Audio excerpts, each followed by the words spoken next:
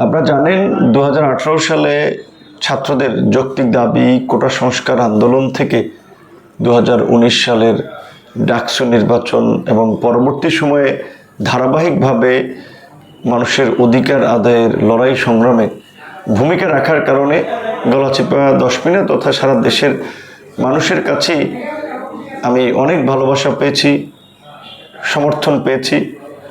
পাশাপাশি জাতীয় নির্বাচনে যখন ঘোষণা দিয়েছি যে পটুয়াখালী 3 গলাচিপা দশমিনা থেকে আগামী সংসদ নির্বাচনে প্রতিযোগিতা করব, দল মত নির্বিশেষে এলাকার ব্যাপক মানুষের সাড়া এবং সমর্থন পেয়েছি।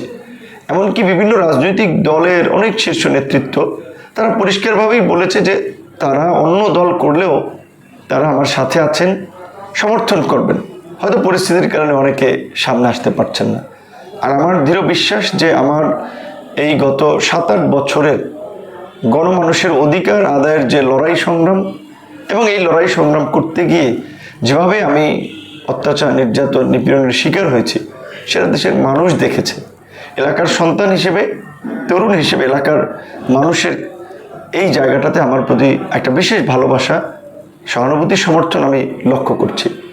এবং আলহামদুলিল্লাহ আল্লাহর অশেষ রহমতে মানুষের দোয়ায় আমার বর্তমান যে পরিচিতি এবং অবস্থান, আপনারা জানেন যে গণ অধিকার পরিষদ ট্রাক প্রতীক একটি নিবন্ধিত রাজনৈতিক দল।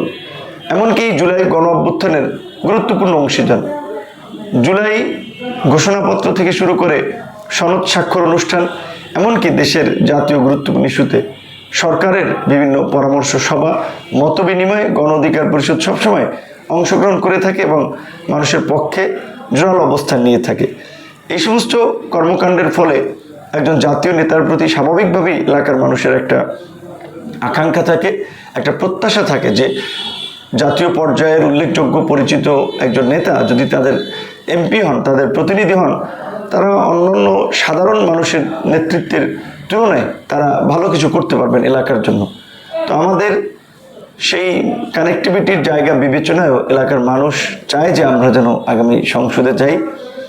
এবং আমি সংসদ সদস্য না হয়েও আসলে এলাকায় গত এই 1 বছরে বেশ কিছু উন্নয়নমূলক কর্মকাণ্ডে সরকারি বরাদ্দ নিয়ে দেওয়া থেকে শুরু করে ব্যক্তিগত পর্যায় থেকে মানুষকে সহযোগিতা করা, সেটি আমরা করেছি। আমার যেহেতু জাতীয় পর্যায়ে একটা পরিচিতি আছে, মানুষের ভালোবাসা, সমর্থন আছে, সো আমরা যদি জনপ্রতিনিধি হতে পারি, আমরা যেটা লক্ষ্য করেছি এই গলাচিপা দশমিনা চরাঞ্চল অনুন্নত এলাকা হওয়ায় এখানকার মানুষের শিক্ষার সুযোগ অনেক জায়গায় কম।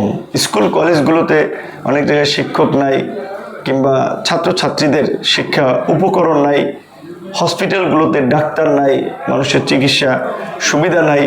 এমনকি এই অঞ্চলের মানুষের যে জীবনযাপনের প্রধান মাধ্যম যে কৃষি, সেই কৃষি কাজেও দেখা যায় যে অনেকেই আসলে ফসলের ন্যায্য মূল্য পান না, কিংবা ফসল উৎপাদন করেও সেটা বাজারজাত করতে নানান ধরনের সংকটে পড়েন। চাঁদাবাজ, দুর্বৃত্তদের উৎপাতের শিকার হতে হয়। যারা জেলেরা বিশেষ করে মৎস্য শিকার করেন, মাছ ধরেন, তারাও এই মাছ বিক্রি করতে গিয়েও নানান ধরনের দালালের খপ্পরে পড়েন। অকারণে পুলিশি হয়রানি, প্রশাসনিক হয়রানি। এবং সবচেয়ে আশ্চর্যজনক বিষয়টি হচ্ছে যে আমাদের এলাকার এই রাস্তাঘাটগুলো, সেটা একেবারে মেইন সড়ক থেকে শুরু করে পাড়া মহল্লার সড়কগুলো একেবারে বাজে অবস্থা। অনেক জায়গায় এখনও কাদার মাটির রাস্তা, বৃষ্টি হলেই সেই রাস্তাগুলোতে ব্যাপক পরিমাণে আপনার যেটা বলে যে আপনার কাদা মাটির কারণে মোটরসাইকেল কিংবা টমটম গাড়িগুলোর অ্যাক্সিডেন্ট হয়। সো সড়ক এবং যোগাযোগ ব্যবস্থার উন্নতিকরণও আমার একটা অঙ্গীকার।